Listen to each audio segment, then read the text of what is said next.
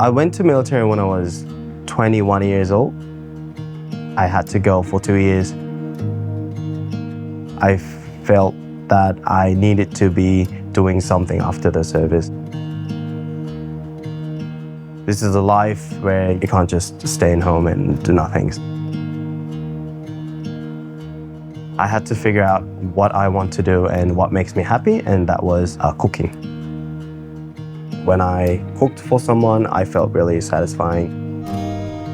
So that's what got me to here. Hi, my name is Hwang. I'm from Korea, and I'm currently working as a head chef in Whitehorse. I started as a dishwasher. I was cleaning the whole kitchen end of the service. How important my job is as a dishwasher. That's when I first understood the bottom of the position is as important as other levels of the position. Not giving up was the biggest thing I learned in military. In military, I've done so many things that seems like it was impossible. To give an example, me and my other military servants had to dig a whole mountain within 2 days. It was a pretty big mountain. When you look at it, it seems like it's impossible. And we did it.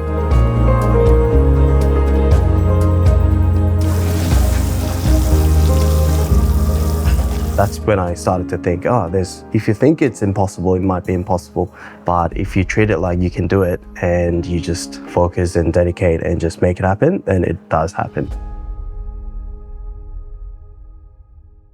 Were there lessons that you learned in the military that you feel that you can take with you, bring into the restaurant now, and perhaps pass them on to chefs maybe below you that would be valuable?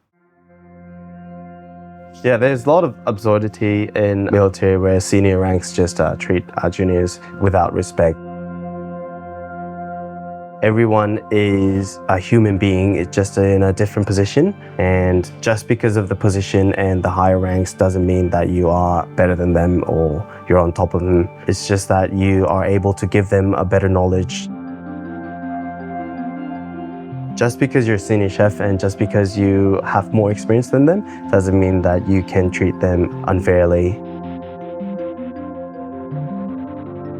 Always needs respect towards all individuals in the working family. So everyone has their own job in the kitchen, from the kitchen end to commis chef to the sous chef and head chef. They all have a different jobs. Every different section, every different position had a different responsibility, different pressure, but almost the same amount. When you're a junior, you never know what seniors are doing. You can observe them and you can watch them how they do things, but you never understand their responsibility and the pressure that they are going through. Where the juniors, sometimes what they're doing is they think it's the hardest, which was for me too. I thought when I was a demi chef, I was the hardest worker in the kitchen, and I became a CDP.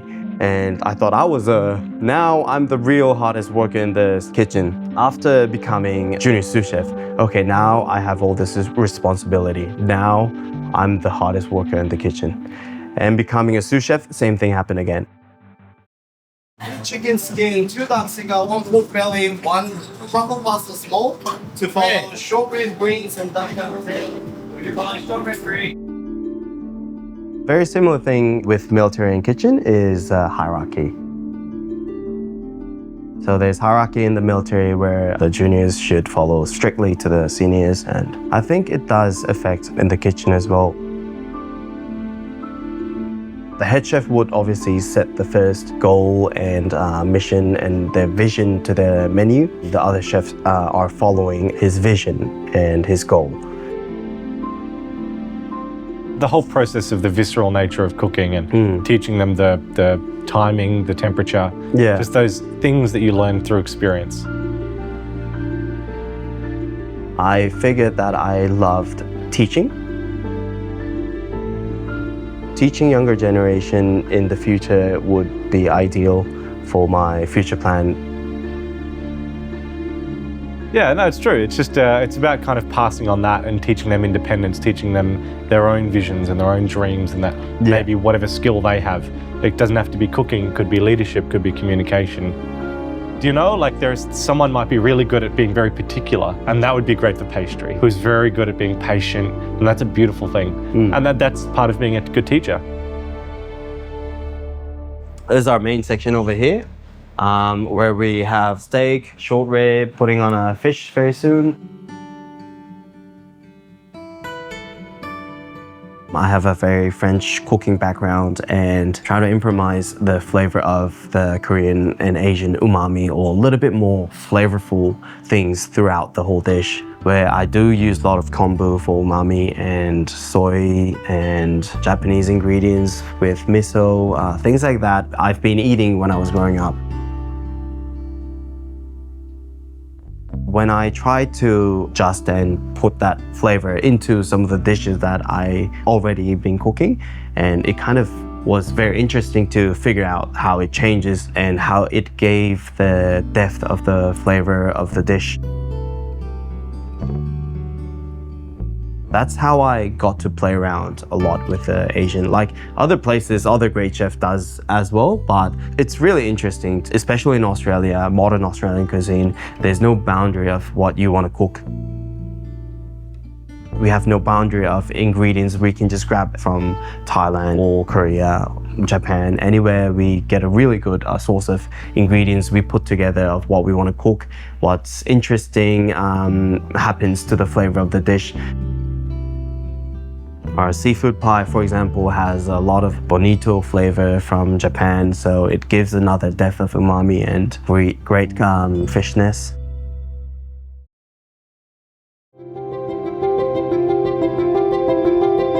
I think the leadership is where you guide them without your ego. If I'm really fast prepping the artichoke, well, I was really shit at the start. It took me 4 hours to prep artichoke. I stayed back. I said, I'm gonna practice. So my turning knife, turning artichokes, making almost half of them in the bin I couldn't use, and I just practice. And some chef would not be able to do as fast as I can do with the artichoke. Expect them to have the same skill level as what you expect, then obviously that's where things goes wrong. They can be good at some other things. They can be much faster than you with other things. There's a lot of different ways that you can go. If you guide them the right way and if you don't have your egos, I think there's a leadership there. I think that's what I found the leadership is.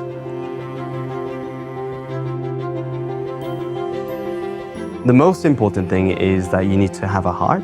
If you don't have a heart towards cooking or being a chef, then it's going to be really hard. Just focus on the process of becoming a good chef. Focus on yourself. Focus more into honing your skills rather than chasing the position. You should be ready when the opportunity comes to you. The opportunities will always come if you're always ready.